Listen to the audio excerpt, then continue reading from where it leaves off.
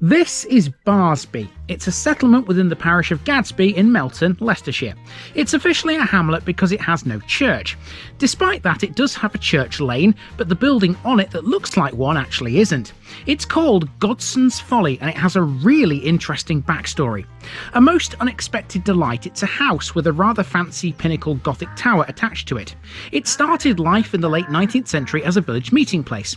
It was quite the philanthropic endeavour by the local vicar.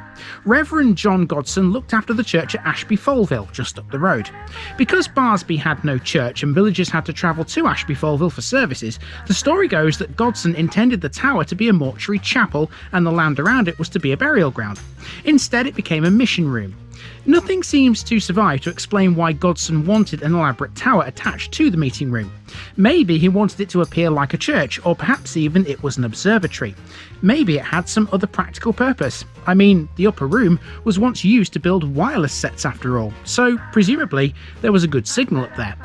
The name of the architect is not recorded, although it's known that Godson had an interest in the subject as a member of the Leicestershire Architectural and Archaeological Society, and he was photographed with the architects F.W. Ordish and J.C. Traylin.